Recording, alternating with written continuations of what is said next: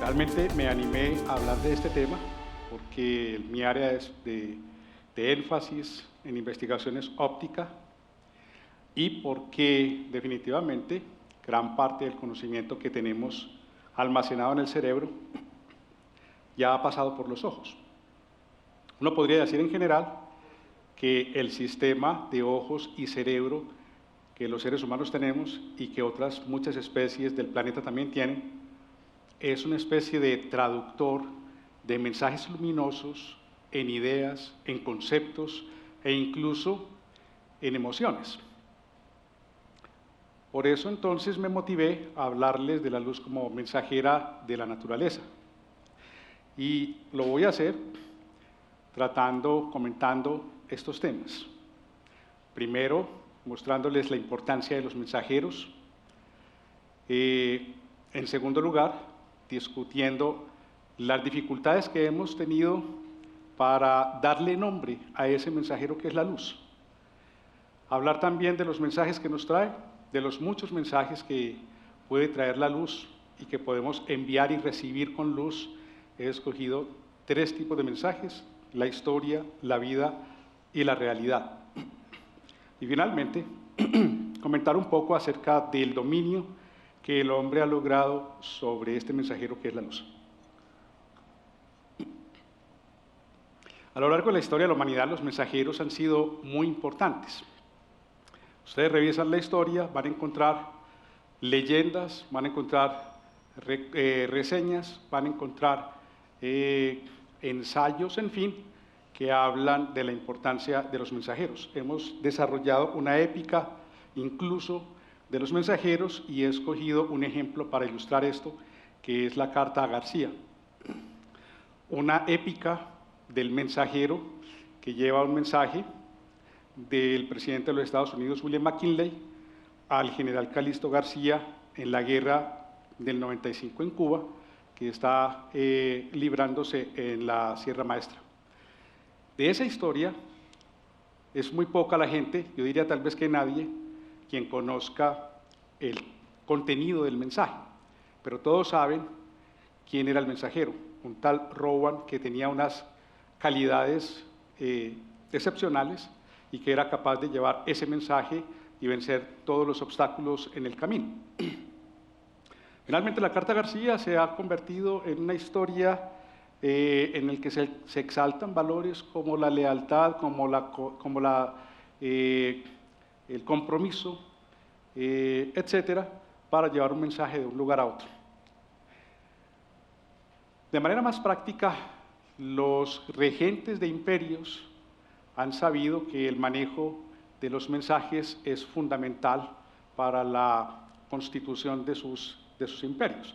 También he traído un ejemplo que nos toca mucho porque es americano, el imperio del Tahuantinsuyo, que fue consolidado por el Inca Pachacuti, que tenemos ahí en la imagen, y que creó una serie de caminos conocidos hoy como el Camino del Inca, desde el sur de Colombia, Ecuador, hasta el norte de Chile, que recorre toda la extensión del imperio, y sus mensajeros, los chasquis, que también vemos representados allí, eran corredores de posta en ese camino del Inca, llevando información codificada en los quipus y llevando objetos que debían portarse a través del camino del Inca. Se dice que ese sistema de correos era tan eficaz que el Inca, a la altura de Machu Picchu, podía comer frutos del mar que habían sido cosechados ese mismo día. Y en Occidente, buena parte del desarrollo de la civilización se movió a partir de la mensajería escrita, de las cartas. De hecho, a lo largo de la historia de Occidente, los sistemas de correos evolucionaron y hasta hace muy poco teníamos una parafernalia muy compleja que incluía todo lo referente a la producción de cartas, los sistemas de recolección de cartas, los sellos de correos, los sobres, las empresas y los mensajeros finalmente, cosas que hoy en día ya no tenemos. Las nuevas generaciones no han escrito cartas en una estructura de este estilo. Nosotros hemos sido testigos de la muerte de un género, el género epistolar, que movió la humanidad durante siglos. Y ese cambio ocurrió por la evolución de los sistemas de teclado y despliegue de información. A finales del siglo XIX aparece este sistema, que es la máquina de escribir, teclado y sistema de despliegue, y el sistema de despliegue era una hoja de papel que se imprimía directamente por presión de las teclas en la cinta con tinta. En 80 años, el teclado no evolucionó significativamente, pero el sistema de despliegue sí cambió sustancialmente y se convirtió en un monitor de imágenes, de datos y un procesador de texto. Y bastó apenas algo así como una década para que la interconexión de esos sistemas generara una estructura de comunicación mucho más sofisticada que las que les he mencionado hasta el momento. Y es ahí donde la luz va a jugar un papel muy importante como soporte físico y técnico de las comunicaciones. Hasta el punto de que hoy en día nosotros ya no nos comunicamos de un emisor a un receptor directamente, sino que utilizamos un intermediario etéreo, amorfo, incierto, porque interconecta todos los terminales de los que he hablado y que hemos dado en llamar la nube. Todas las interconexiones están allí y los usuarios entonces se conectan a través de la nube con sus dispositivos de teclado y despliegue, y ahora hay una evolución del teclado que ha dejado de ser directamente un objeto adosado al dispositivo, como ocurre en ciertos teléfonos celulares, y se ha convertido también en una imagen en una pantalla táctil. Aparece un término nuevo, muy importante, para hablar entonces de esa comunicación, que es la conectividad, y está asociado fundamentalmente a esa red donde la luz juega un papel importante. Luz, en este momento, es un término coloquial. Más adelante vamos a especificar un poquito más qué significa esa palabra. Bien. Decía que la luz es un término coloquial y que desde el punto de vista técnico y más científico hay que darle un nombre más preciso. El tema del nombre del mensajero es un tema que nos ha traído en problemas desde toda la vida, como vamos a ver.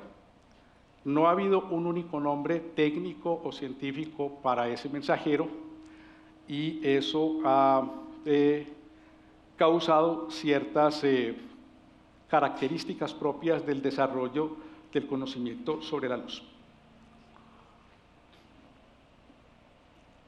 El primer nombre que se le otorgó a la luz fue partícula. A veces las personas que estamos más cercanas a los temas científicos pensamos que el nombre de partícula para la luz es muy novedoso. Pues no, realmente es el nombre más antiguo. Nosotros podemos ubicar la aparición de ese nombre incluso en Grecia clásica con Demócrito de Abdera, quien estudió y describió el mecanismo de visión, diciendo que la luz estaba compuesta por un efluvio de partículas inconmensurables que eran emitidas desde los ojos, iban hasta los objetos y volvían trayéndonos la información del entorno. y que era suficiente con mirar a los ojos de la persona que teníamos enfrente para constatar efectivamente que eso era lo que ocurría. De ahí viene la idea de partículas asociadas a la luz. Esa noción de la visión, que hoy en día nos puede parecer un poco ingenua, se mantuvo hasta el siglo X de nuestra era, vamos a ver más adelante, prácticamente sin cambios. Ya en el siglo I, Herón de Alejandría, importante ingeniero y físico de la época, si se puede aplicar ese tipo de términos para esa época, fue el primero en establecer un principio científico de cómo se comportaba la luz en su propagación en el espacio. Se llama el principio del camino más corto y, como buen griego, se trata de una geometrización de la luz. Y digo como buen griego porque sabemos bien que uno de los legados intelectuales más importantes de Grecia fue la geometría propiamente. Entonces, él estableció lo siguiente: si consideramos dos puntos, A y B, en el espacio, y suponemos que un rayo de luz o un haz de luz debe viajar entre esos puntos, pues podría seguir muchos caminos. De los múltiples caminos que puede seguir, arbitrarios, realmente la luz escoge el camino más corto, que de acuerdo con los axiomas euclidianos es una línea recta. Eso aparece allí entonces como un principio, y ese principio tiene una característica particular: engloba una ley que fue formulada 3 siglos antes y que es quizá la primera ley matemática de la física. Es la ley de reflexión de la luz, que aparece recopilada en los elementos de Euclides. Esa ley lo que dice es que cuando un haz de luz incide sobre una superficie reflectora, un espejo, entonces el haz reflejado sobre el espejo va a salir haciendo el mismo ángulo con respecto a esta línea vertical que estaba haciendo el haz de incidencia sobre la superficie. Y ustedes dirán, pero bueno, ¿y ahí dónde está la línea recta de la que hablaba Herón entre los puntos A y B? Pues esa línea recta se puede construir geométricamente teniendo en cuenta el siguiente hecho. Todos nos hemos mirado por la mañana al espejo y sabemos que la imagen que está mirándonos a nosotros detrás del espejo está a una distancia igual a la que estamos nosotros del espejo. Si aplicamos esa noción, entonces la línea que une el punto de imagen detrás del espejo con el punto B es una línea recta. Podemos también decir lo siguiente: si alguien está observando desde acá en la dirección del espejo y no se percata que la luz viene de acá, le parecerá que viene del punto A'.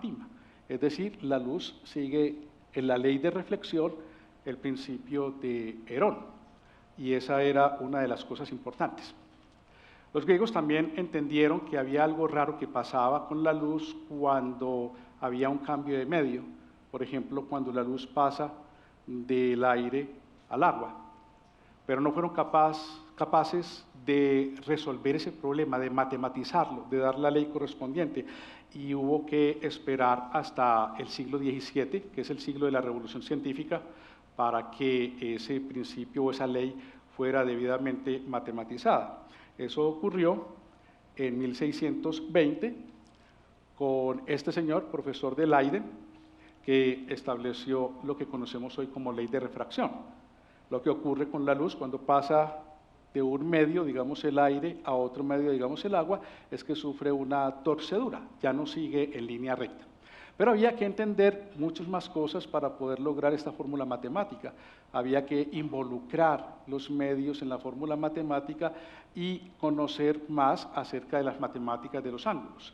Y por eso hubo que esperar unos 17 siglos para lograr la formulación final de esa ley. Esas dos leyes, reflexión y refracción, son las leyes básicas de la óptica, pensando la luz en términos de partículas. A lo largo de estas trayectorias están fluyendo partículas inconmensurables. Poco después, el señor Pierre de Fermat cambió el principio de Héron del camino más corto, porque no incluía esta ley, por el principio del mínimo tiempo. Cualquier trayectoria que siguiera la luz entre dos puntos en el espacio, cambiando o no cambiando de medio, debería seguir un camino de del tiempo más corto. Y todo esto quedó entonces debidamente establecido en el libro Optics de Sir Isaac Newton, padre de la física, particularmente de la mecánica, tanto de los cuerpos como de las partículas. Esa era la visión corpuscular de la luz. Y eso se mantuvo durante mucho tiempo, pero también en esa misma época, el siglo de la Revolución Científica, comenzó a tomar cuerpo una idea que venía desarrollándose también desde la antigüedad. Las partículas tienen una característica, y es que son entes, corpúsculos localizables en el espacio que se pueden asimilar a puntos en el espacio, y cuando se mueven siguen trayectorias, líneas en el espacio que se pueden identificar perfectamente. Pero aparece en la escena un segundo nombre, la onda. La onda es diferente. Una onda no es un ente o un cuerpo que se pueda localizar en el espacio. Todos estamos familiarizados con una imagen de este estilo.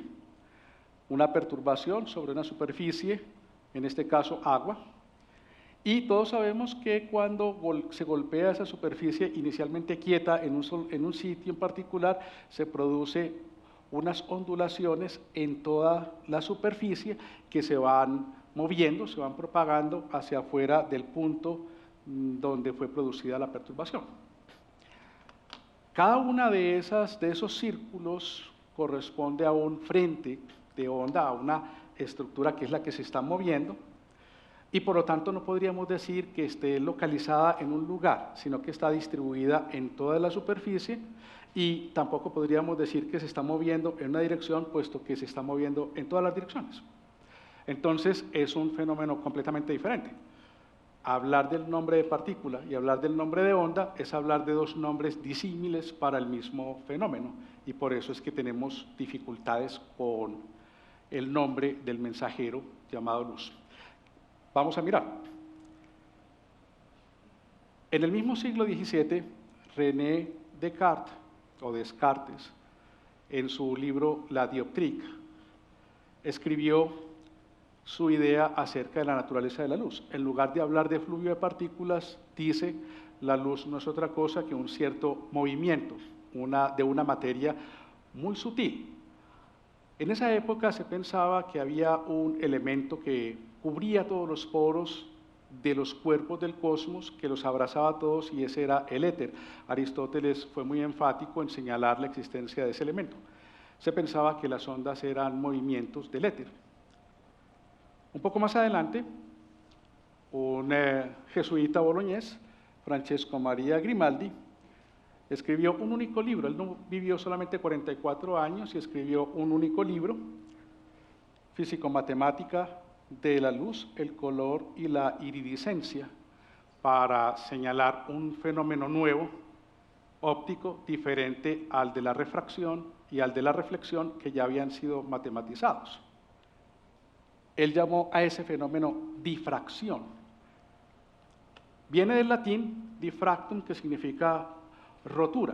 Para él, la luz, cuando golpeaba un obstáculo en su camino, se rompía en pedazos. Y al romperse en pedazos generaba unas bandas iridiscentes, unas zonas de colores. Todo lo hemos visto, por ejemplo, en los vidrios biselados, que cuando la luz de una bombilla da en el bisel, entonces se forma un pequeño arco iris, y también hemos visto los arcos iris. Por eso él hablaba de la iridiscencia. La iridiscencia es la producción de ese tipo de fenómeno por otros medios que no son los arcos iris. Y en su libro él escribió esa cita que está arriba: seamos honestos, nosotros no sabemos realmente nada sobre la naturaleza de la luz, y es deshonesto emplear palabras rimbombantes carentes de sentido, porque no estaba seguro de que la luz efectivamente estuviera conformada por haces de partículas. Y escribió esta frase que es el distintivo de su libro, Saltem aliquando etiam undulatim, porque algunas veces incluso ella ondula. Las únicas observaciones experimentales de ese tipo de fenómeno las había hecho hasta el momento Grimaldi. No logró un éxito completo. Hay un experimento importante debido a él, que es el experimento en el que en un cuarto oscuro se abren dos agujeros y se deja pasar luz por él. Imaginen ustedes que estamos en un laboratorio de óptica del siglo XVII. ¿Cómo podría ser ese laboratorio? Realmente era un cuarto hecho de adobe, cerrado completamente. Uno podía entrar y se le practicaban aberturas en la pared para dejar pasar la fuente luminosa del siglo XVII fundamental, que era el sol. Inclusive en sus escritos hay una descripción muy bonita diciendo que había que esperar días claros y carentes de nubes para poder hacer los experimentos.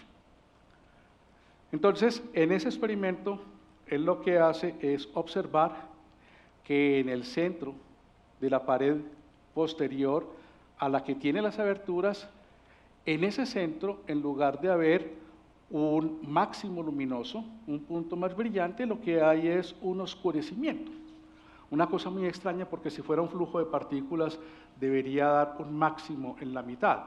Y entonces él escribe diciendo, es posible obtener oscuridad sumando luz. No lo logra del todo. Hubo que esperar más de un siglo, alrededor de 150 años, para que Thomas Young hiciera una mejora al experimento y se llevara el nombre de ese experimento para él, el famoso experimento de interferencia de Young. La mejora fue poner esta pequeña abertura delante de las dos aberturas de Grimaldi. Eso fue todo lo que él hizo con el fin de limitar las muchas ondas que estaban iluminando esta superficie, y el resultado de ese experimento fue justamente obtener oscuridad sumando luz, como había pensado Grimaldi. Piensen ustedes en lo siguiente. Tenemos a un señor que es inglés, Thomas Young, que mejora el experimento de Grimaldi y logra este resultado, y que va a hablar en la Real Academia de Ciencias de Londres, que es el patio de Newton. Thomas Young, que es un estudioso de las ondas, va a hablar de ondas de la luz, en el patio de Newton, que había dicho que la luz eran partículas. Newton es el más grande físico de toda la historia, y por supuesto en Inglaterra era local.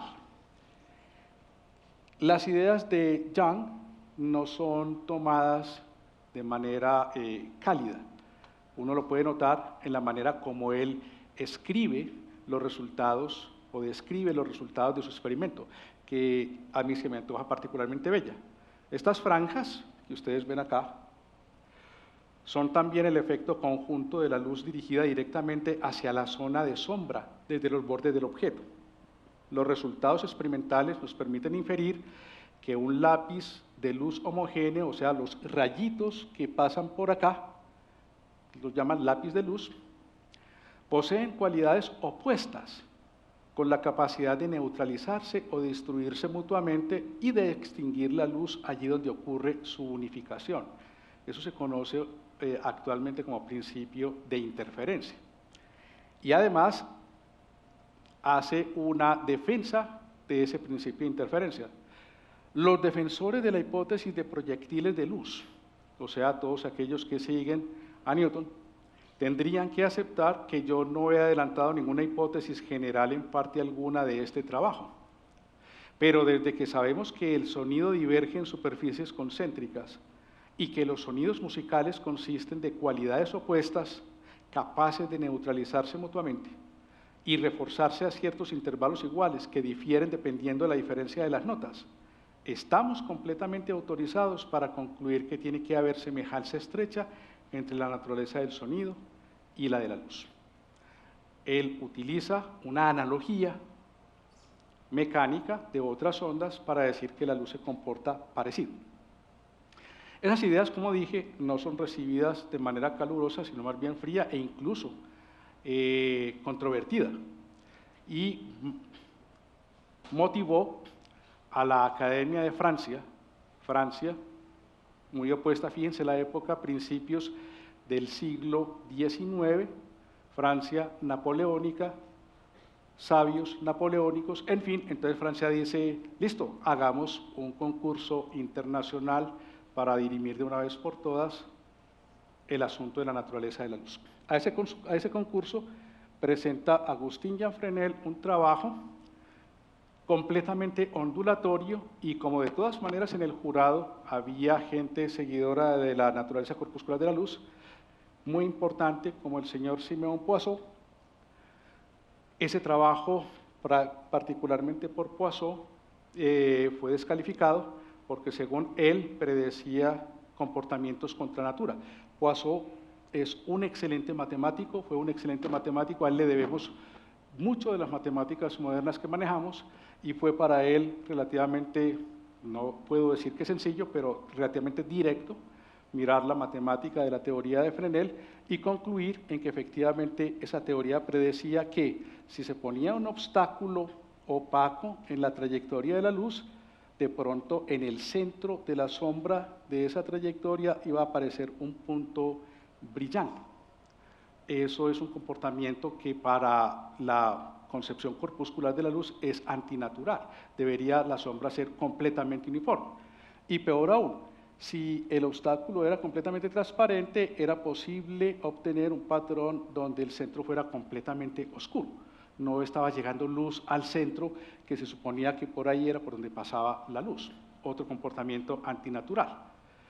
De todas maneras, los científicos son siempre ociosos y otro miembro de la academia, el señor Dominique François Jean Arago, amigo de Fresnel, montó con Fresnel experimentos que mostraron la existencia de este punto y como la historia es irónica, hoy se le conoce como punto de Poisson.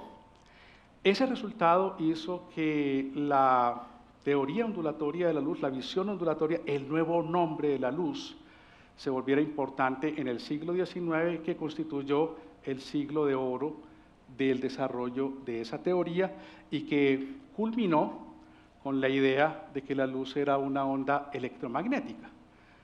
No tenemos sino 150 años de estar diciendo que la luz es una onda electromagnética. Fíjense entonces ustedes que el nombre de onda es mucho más nuevo y mucho más corto que el nombre de partícula. Eso se lo debemos al señor James Clerk Maxwell, quien organizó y sistematizó las leyes del electromagnetismo y de ahí dedujo la idea de que la luz debía ser una onda electromagnética. Él escribe en su obra esto: la luz es una ondulación transversal del éter luminífero, el mismo medio que produce la electricidad y el magnetismo. Hasta ese momento todavía se pensaba en la existencia del éter.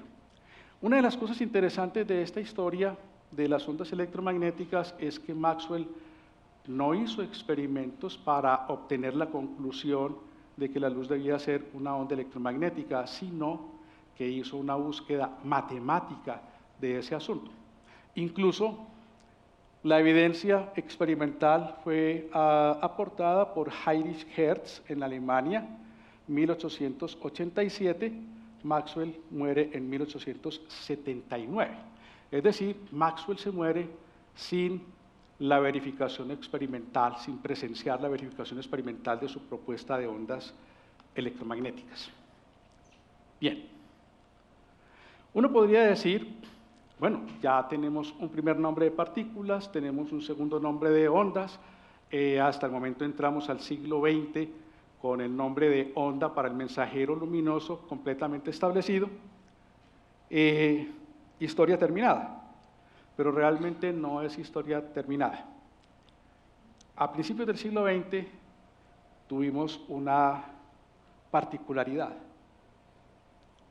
y es que aparece una idea de dualidad, como si la luz a veces se comportara como ondas y otras veces como partículas. O sea, el problema del nombre sigue siendo muy complejo. Todo comenzó por un legado del siglo XIX, una serie de experimentos. El primer experimento fue abordado por el señor Max Planck en 1900 y consistió en, el problema a resolver era poder reproducir este perfil. Ustedes ven aquí dos perfiles superpuestos. Hay una sombra gris detrás de esta figura de color más naranja. La figura naranja es un resultado experimental y la sombra gris por detrás es una predicción teórica. Esta curva se llama espectro luminoso porque recoge o describe cómo es la luz emitida por un cuerpo cuando se calienta, y particularmente un cuerpo que se denominó en el siglo XIX cuerpo negro. Un cuerpo negro es un cuerpo que es capaz de absorber toda la energía que cae sobre él. Luego, al calentarse, comienza a emitir energía porque desde el siglo XIX se estableció muy bien las leyes que gobiernan ese comportamiento. Los cuerpos, al calentarse, comienzan a emitir energía y se vuelven incandescentes, emiten finalmente luz. Entonces, la luz que emite un cuerpo negro tiene esta forma, el espectro luminoso. Por ejemplo, los altos hornos son, o sea, en buena aproximación no podría hablar de cómo controlar la temperatura de los altos hornos mirando la luz que están emitiendo. Y eso fue uno de los puntales de la revolución industrial. Pero también las estrellas son objetos que se calientan y a raíz de ese calentamiento comienzan a tener explosiones y a emitir luz. De hecho, lo que ustedes están viendo en pantalla es el espectro de cuerpo negro emitido por el Sol, registrado por fuera de la atmósfera. Entonces, este es el espectro de cuerpo negro y la sombra que ven detrás es una curva deducida teóricamente de un cuerpo negro que está emitiendo la temperatura del Sol. Pues bien, para poder ajustar esa curva no fue posible hacerlo con la teoría ondulatoria y el señor Max Planck tuvo que recurrir a la idea de que había unos corpúsculos de energía en la luz. Nuevamente volvemos entonces al efluvio de partículas que tenían una energía que se podía expresar matemáticamente de esta manera. La letra H es una constante y la letra nu, griega, que parece una B pequeña, se refiere a la frecuencia de oscilación de la onda, de las ondulaciones de la onda. Y la energía de ese quantum o de esa partícula luminosa es efectivamente la que dice esa fórmula. Pero él quedó tan chocado con esa deducción que pensó que lo único que había logrado era una manera de hacer un ajuste de curvas, pero no le quiso dar a ese descubrimiento el carácter de fenómeno físico. Para eso tuvimos que esperar unos años a que el señor Albert Einstein resolviera otro enigma. Se trataba también de otro experimento. Ese experimento se denominó el efecto fotoeléctrico. Hoy en día es muy familiar porque tenemos muchos dispositivos que funcionan así. Las fotoceldas, los sensores de las cámaras digitales, en fin, los fotosensores se han vuelto algo cotidiano para nosotros, pero estamos hablando de 1900 cuando esto aparece, y lo que tenemos hoy recogido en un pequeño píxel era de una cámara o de un fotosensor, era un aparato bastante grande a inicios del siglo XX. Y lo que se observaba era que cuando la luz fluía a través de este aparato y golpeaba una placa de metal, era capaz de arrancar electrones de esa placa de metal que eran recogidos en otra placa y producían una corriente eléctrica por fuera. Pues eso es lo que ocurre hoy en día con las cámaras. La luz llega al fotosensor, genera una corriente eléctrica y esa corriente eléctrica es interpretada como una imagen. Y después, mediante un proceso complementario, esa corriente eléctrica llega a una pantalla y se genera la imagen allí. Bueno, esto fue lo que aparecía allí y no se había podido explicar con la teoría ondulatoria, y Einstein echó de nuevo la mano de la fórmula de Planck y dijo, no, es que Planck no hizo un procedimiento solamente matemático, realmente lo que descubrió es que la luz estaba formada por esas pequeñas partículas de energía que se llaman cuantos. El nombre fotón es un nombre muy posterior, no dado por estos físicos. Ellos hablaban de cuantos de energía. Y esta fórmula comenzó a tener el problema del nombre, porque esta energía era correspondiente a la idea de partícula, pero esta frecuencia era correspondiente a la idea de onda. Una especie de fórmula dual se llamó, que es como una especie de fórmula hermafrodita, si ustedes me permiten esa expresión. Pero bueno, la idea era que esas partículas colisionaban, golpeaban los átomos o los electrones de los átomos y los arrancaban de allí. Entonces alguien dijo, bueno, pero si la luz puede golpear como una partícula golpea a otra, podríamos jugar una especie de billar. En una mesa de billar tenemos un conjunto de bolas. Si tacamos una de ellas y golpeamos las otras, pues vamos a producir una dispersión de las bolas, y si la dispersión tiene ciertas características, hablaremos de carambolas. Entonces a alguien se le ocurrió montar un experimento tipo billar con la luz y partículas de materia, y fue el señor Arthur Holly Compton. Eso le valió a él un premio Nobel de Física, lo mismo que a Einstein esa explicación del efecto fotoeléctrico le valió un premio Nobel de Física, y a Planck también esa explicación de la radiación de cuerpo negro le valió un premio Nobel de Física.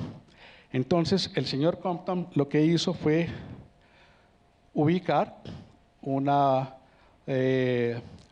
partículas, electrones realmente, en una placa de oro, y golpear esto con rayos X.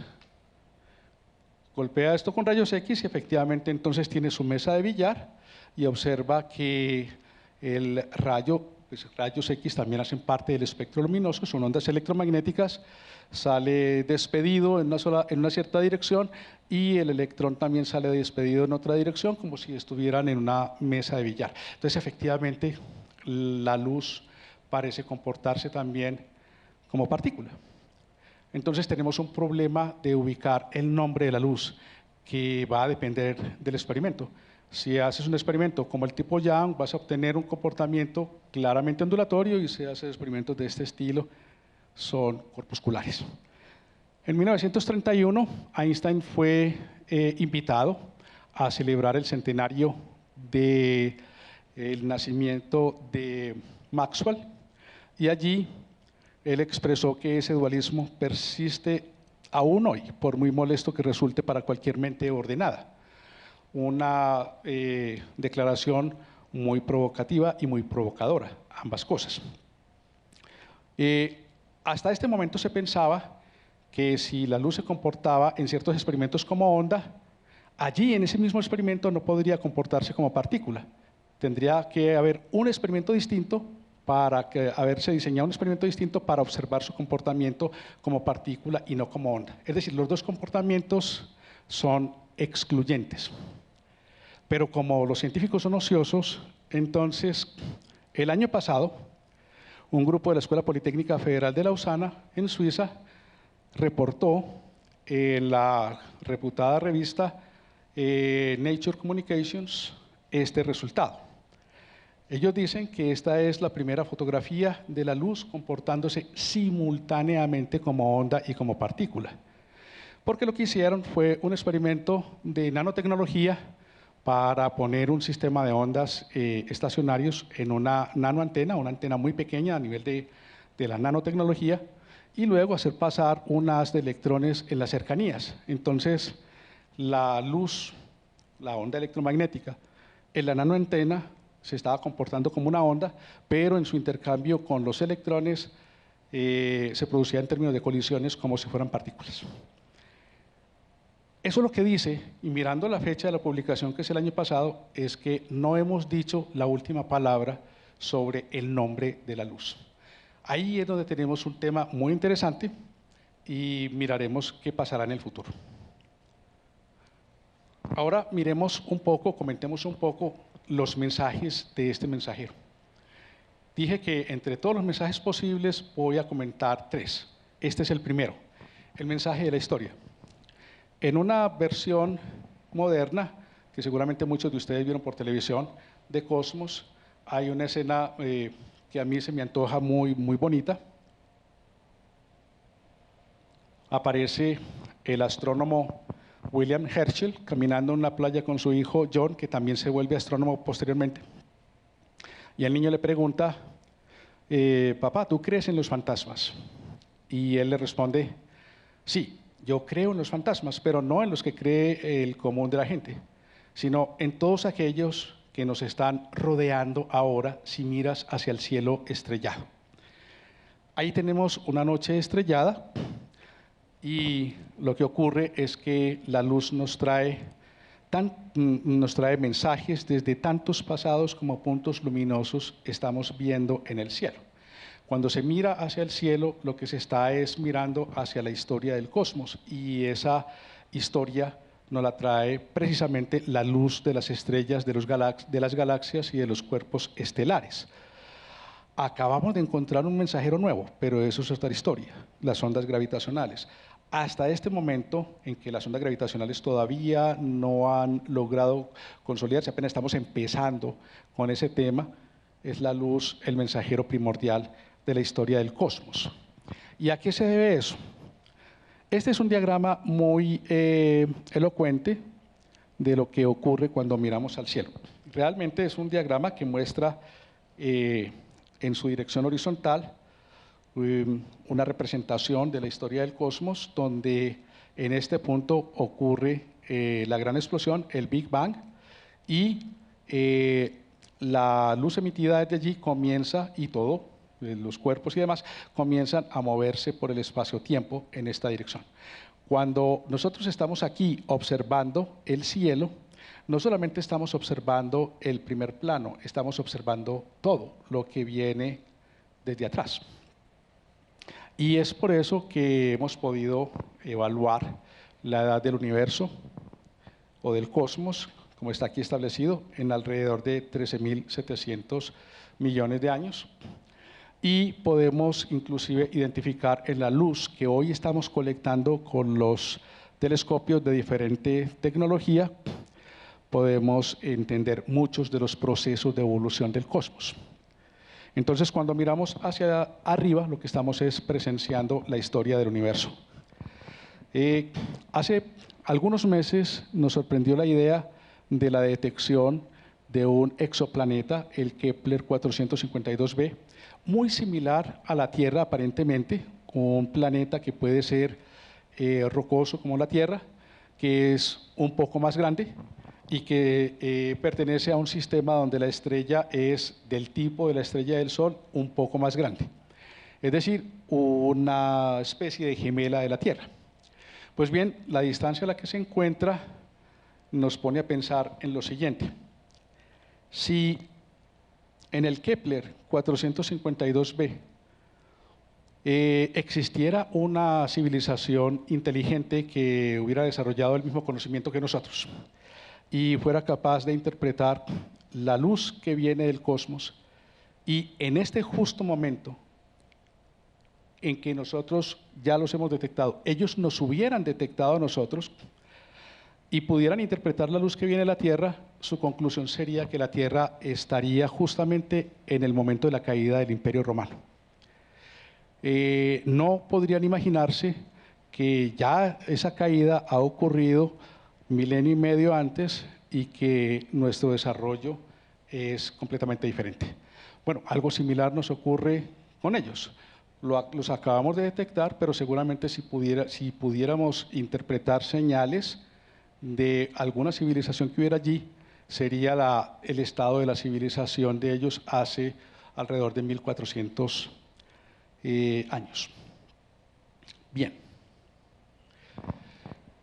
El segundo mensaje, el mensaje de la vida, es muy importante para este planeta. Aquí tenemos un bajorrelieve egipcio, donde hay un detalle en particular de interés para esta charla, y es la manera como se representa al dios Ra, el dios Sol, donde algunos dicen deriva la palabra rayo. Efectivamente, el fluido de Ra va a través de estas líneas rectas que coinciden con la idea de fluvios de partículas y terminan en unos apéndices que acarician los seres de la Tierra, confiriéndoles esa vitalidad. Digamos que la historia efectiva es un poco diferente. Podríamos aceptar todo esto, pero decir que estos apéndices no están a la terminación de los rayos, sino que están en la superficie de la Tierra. Porque la Tierra, que hoy luce de esta manera, tiene un área azul muy grande y un área verde llenando la parte sólida de los continentes. Hoy en día no es tan verde como en otras ocasiones u otras épocas de la Tierra donde las áreas verdes eran mucho más verdes y mucho más amplias. Pues ese verde que ustedes ven ahí es el dosel de la cubierta vegetal, que realmente es una antena global para recepción de luz. Ese dosel está compuesto de estos elementos de la cubierta vegetal que llamamos hojas, y esas hojas están encargadas simplemente de recibir luz para utilizar la energía luminosa y desencadenar procesos de fotosíntesis, y de ahí en adelante todos conocemos la historia. Pues bien, eso no comenzó en la superficie de la Tierra, ese es el proceso biológico vital de este planeta, comenzó en el agua y comenzó con el desarrollo de microorganismos que eran capaces de atrapar la energía luminosa para desencadenar los procesos biológicos propios de esos organismos. Y fueron evolucionando, formando colonias, y esas colonias se fueron especializando y generaron unos seres primarios, unos primeros seres que abandonaron el agua y poblaron la zona sólida del planeta, los árboles. Y nosotros hoy en día, que estimamos tanto la tecnología de la miniaturización, tenemos que aceptar que los árboles nos ganaron la carrera, porque todo eso que comenzó en el agua, con estructuras, con organismos fotoautótrofos capaces de producir su propia energía, ellos lo llevaron fuera del agua, incorporado en las hojas. Allí tenemos unas estructuras de cloroplastos que contienen clorofila, que es la sustancia con la que se puede desencadenar la fotosíntesis, y con esa clorofila ellos entonces desarrollan las reacciones químicas, bioquímicas que necesitan para la alimentación del vegetal. La clorofila es una sustancia que es fotosensible, pero que absorbe luz en las regiones del azul hacia el ultravioleta y del rojo hacia el infrarrojo. En esta zona media no absorben, sino que refleja luz, y por eso la cubierta vegetal es predominantemente verde, porque es la luz reflejada por las hojas. Con la absorción de esa clorofila, lo que hacen los cloroplastos que se observan aquí, organizados en estas estructuras que están acá dentro de las hojas, es generar moléculas de adenosintrifosfato, que son moléculas altamente energéticas para la síntesis de otras moléculas orgánicas. Y de ahí en adelante poner entonces a esos seres con esa capacidad en la base de la cadena trófica como productores primarios. Es decir, son ellos los que han hecho posible que el planeta sea habitable. Bien, la realidad es un tema muy complejo, que va desde aspectos físicos hasta aspectos psicológicos y emocionales. Pues yo aquí voy a mencionar solamente aspectos físicos, y ustedes pueden ver en esta explosión, en esta variedad en esta diversidad de el mismo órgano desarrollado por diferentes especies cuyo objetivo es simplemente la captación de luz que nos va a traer información sobre el entorno. La visión, como había dicho hace un rato, fue inicialmente descrita por Demócrito de Abdera y hubo que esperar hasta el siglo X para que el sabio persa Al-Hazen indicara que efectivamente era al revés, que la luz era un fenómeno externo que no salía de los ojos, sino que entraba a los ojos. Al-Hazen fue un estudioso de la visión y a él debemos buena parte de los términos que hoy conocemos para describir el ojo. Y además fue un estudioso de la cámara oscura, que es un elemento fundamental para comprender no solamente la visión, sino para desarrollar tecnología de formación de imágenes.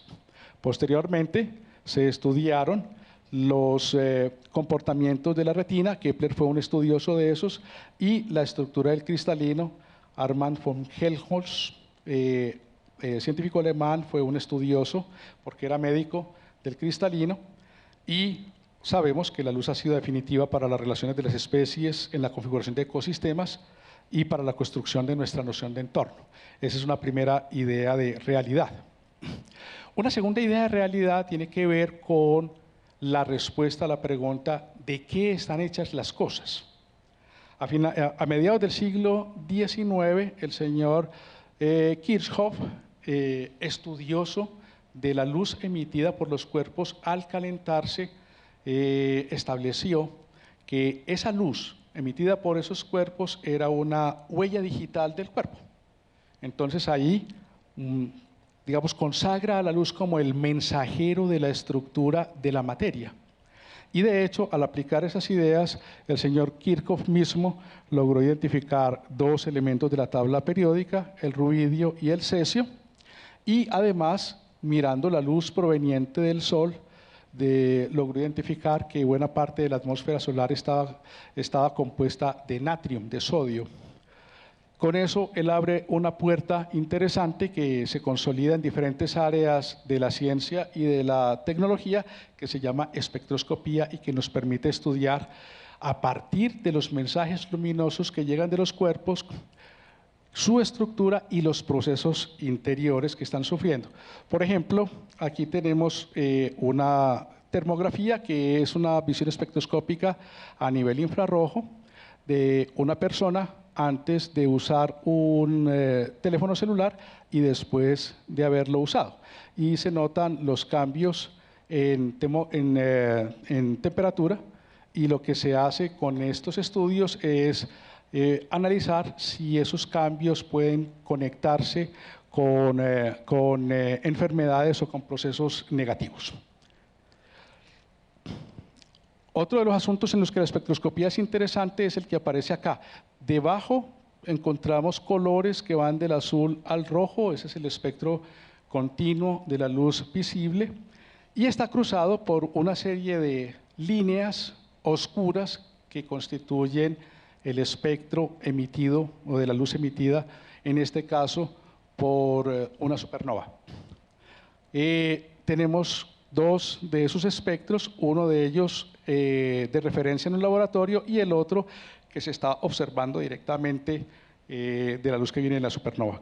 Si uno compara ambas imágenes, uno encuentra que las líneas oscuras son iguales, la distribución, pero en la parte de arriba la primera línea está más adelantada que la segunda hacia el rojo y todo el espectro se corre en esa dirección. Ese corrimiento se denomina efecto, es producido por una cosa que se llama efecto Doppler y que permite calcular la velocidad de movimiento de la fuente de luz. Por eso es que sabemos que el universo se está expandiendo. Y por último tenemos acá una manera de entender cómo en un planeta externo o en un exoplaneta puede encontrarse civilización. No tenemos que ir hasta allá, bastaría con analizar la luz que nos viene del planeta y determinar si esa luz tiene el espectro de materiales que deben ser producidos por civilizaciones, como los que nosotros hemos producido. En este caso, por ejemplo, metano. Y de ello podríamos concluir en la existencia de civilizaciones en esos planetas. Bien, el tema es muy amplio. Había dicho que iba a hablar también del dominio del hombre sobre la luz, pero el tiempo es bastante corto, entonces yo creo que podemos aquí hacer una pausa. Muchas gracias.